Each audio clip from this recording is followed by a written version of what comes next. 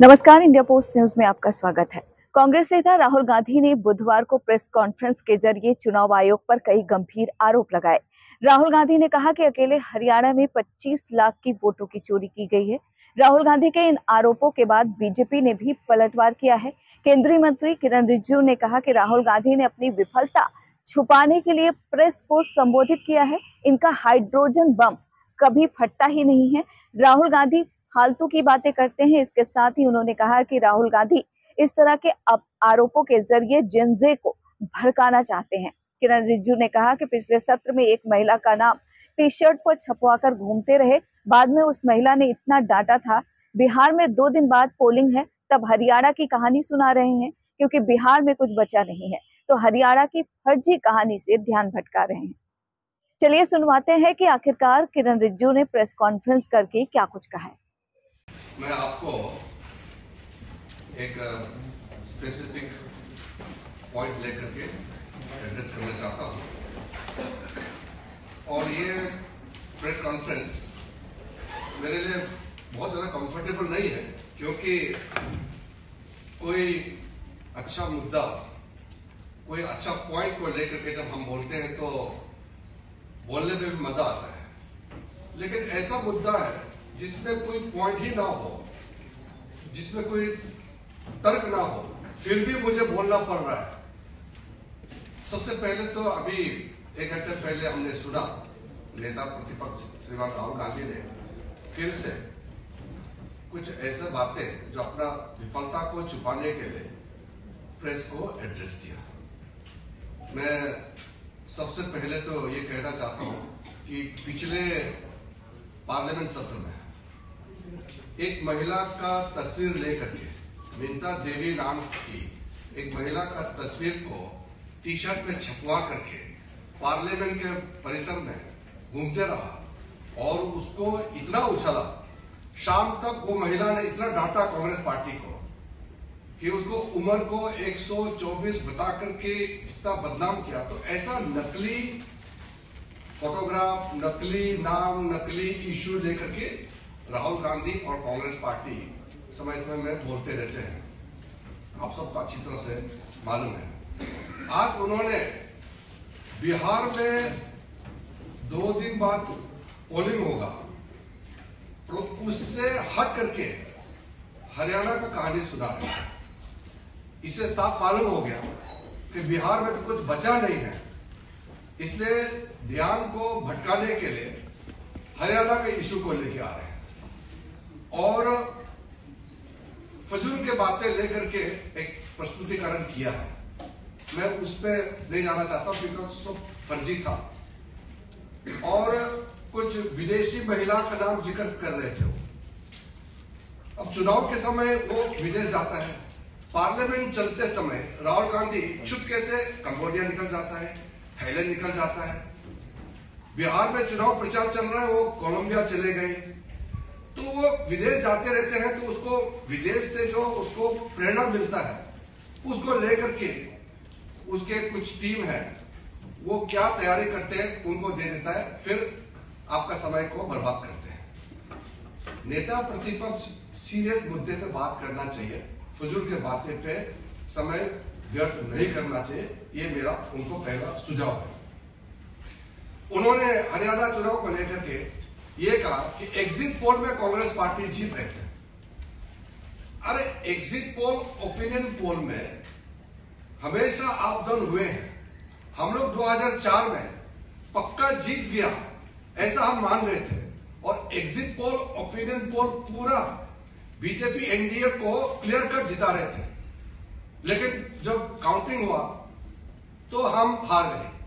तो उस समय हमने तो रोना धोना नहीं किया, हमने इलेक्शन कमीशन को गाली नहीं दिया, हमने माना और हमने कांग्रेस और उनके जो यूपीए गठबंधन को हमने बधाइयां दी। हमारा एक्सपेक्टेशन का हिसाब से हमको नतीजा नहीं मिला, फिर भी लोकतंत्र में पराजित हो या जीत हो उसको स्वीकार करना पड़ेगा, ये लोकतंत्र का नियम है। और उसके बाद 2 बार यूपीए सरकार ने 10 साल चलाया। हमने इलेक्शन कमीशन को गाली नहीं दिया, हमने ओपिनियन पोल को गाली नहीं दिया, एग्जिट पोल को हमने कभी गाली नहीं दिया।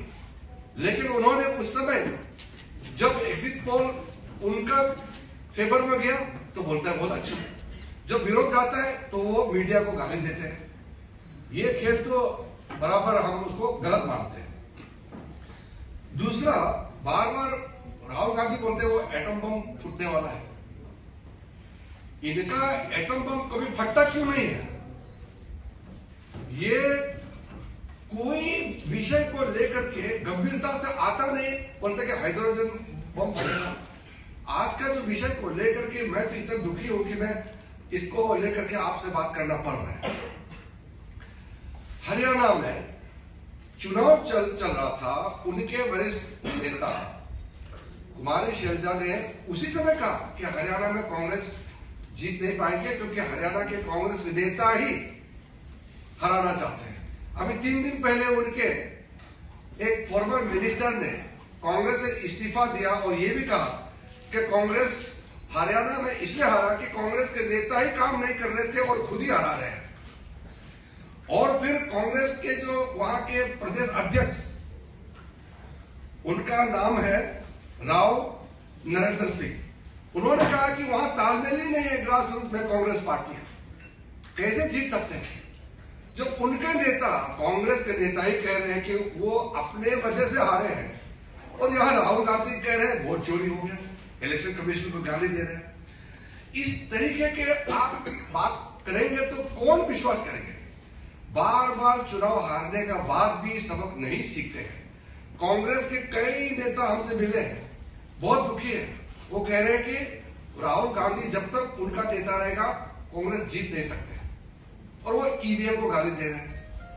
तो इसलिए मैं आपको बहुत साफ साफ कहना चाहता हूं, एक सिंपल प्रोसेस को मैं बहुत शॉर्ट में कहना चाहता हूं, क्योंकि कॉम्प्लिकेटेड नहीं है सिस्टम। हमारा लोकतंत्र बहुत साफ है।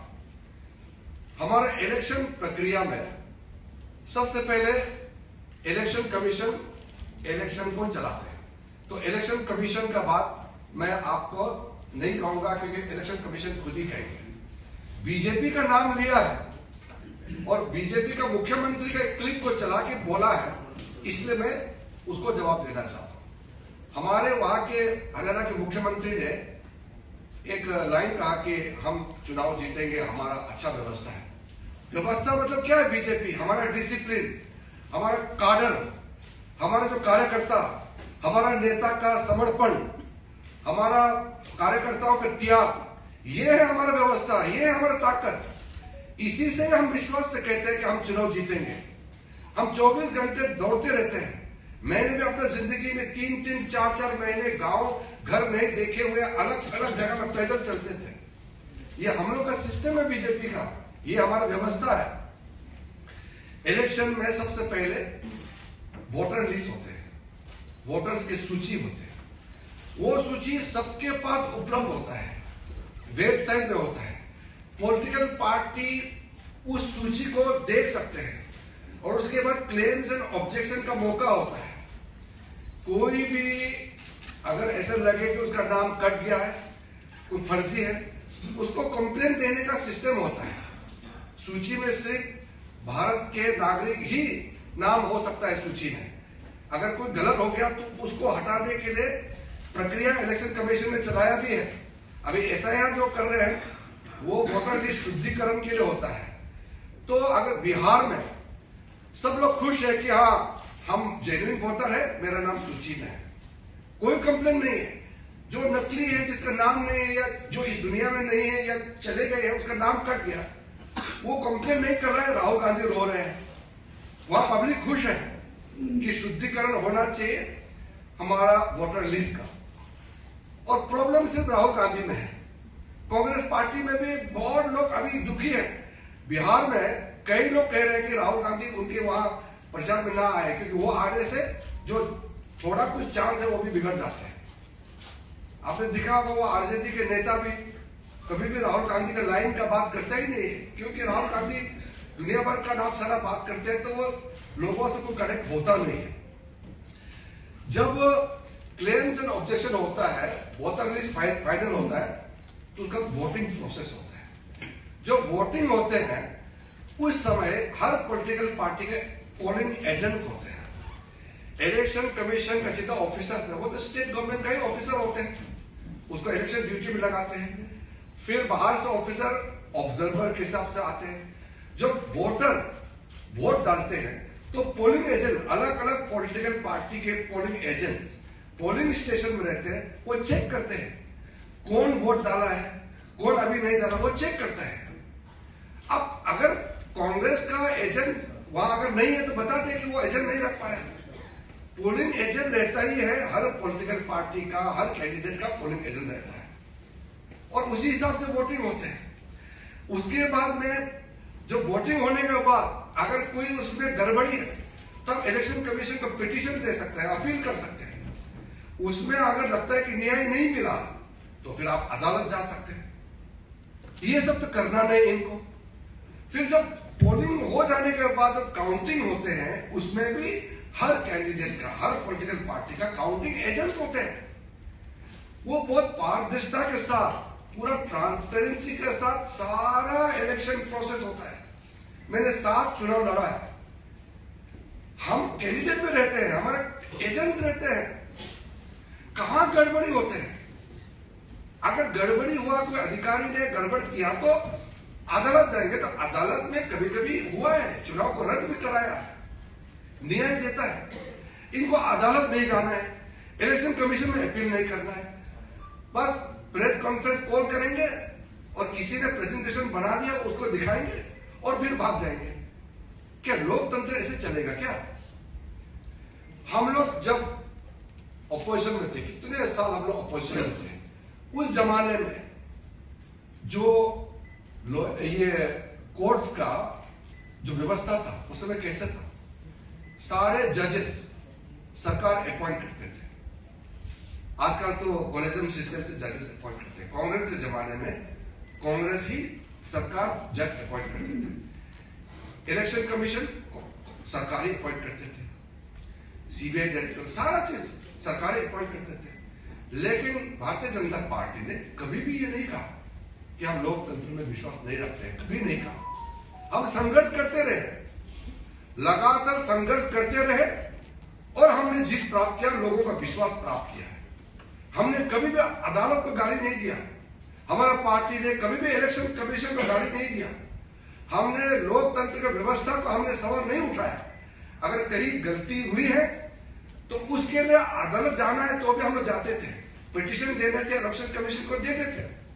लेकिन हमने अपने देश का लोकतंत्र को हमने कभी गाली नहीं दिया। ये आदमी विदेश में जाकर के हमारा देश का तंत्र को गाली देते हैं, हमारे देश को गाली देते हैं, अदालत को, हमारे लोकतांत्रिक व्यवस्था को, इंस्टीट्यूशन गाली देते हैं। और जब लोगों का बीच में नहीं जाते हैं, बाहर घूमते रहते हैं, तो चुनाव तो हारेगा ही। फिर भी कभी कभी कुछ स्टेट पे कांग्रेस पार्टी भी जीते हैं, तो फिर क्यों सवाल नहीं उठाया उस समय? तेलंगाना में कैसे सरकार में आए कांग्रेस, कर्नाटक में, हिमाचल में, पंजाब में आम आदमी कैसे जीते, तमिलनाडु में, केरल में ऑपोजिशन पार्टी के लोग लगातार कितने बार जीते हैं? हमने कभी सवाल किया है?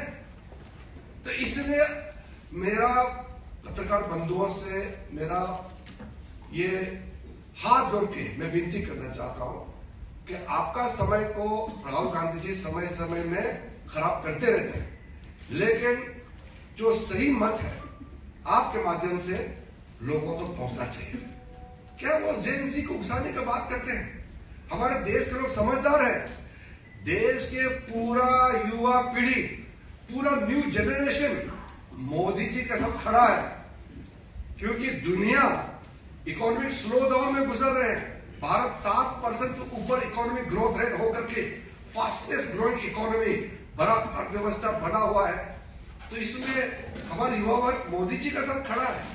इसको वो डाइवर्ट करने के लिए जो राहुल गांधी जो खेल खेल रहे हैं, हमारा देश को बदनाम करने के लिए जो उन्होंने जो हमारा देश विरोधी ताकतों के साथ मिलकर के जो षड्यंत्र रचा रहे हैं, वो कभी सफल नहीं होगा हमारा देश में। मैं बस इतना ही आपको कहना चाहता हूँ। किरण जी, मेरा सवाल है, राहुल गांधी ने वोट चोरी का आरोप पहली बार फिर से लगा कि आप इसी आरोप का हाइड्रोजन बम मानते हैं? ये हाइड्रोजन बम है उनका। कांग्रेस पार्टी जो कांग्रेस की विफलता को राहुल गांधी के सर में फोड़ने के बजाय ईवीएम को फोड़ रहे हैं। वोट चोरी का क्या अर्थ होता है? खुद को इतने साल उनके परिवार इस देश को चलाया, तो क्या वोट चोरी से ही चलाया था?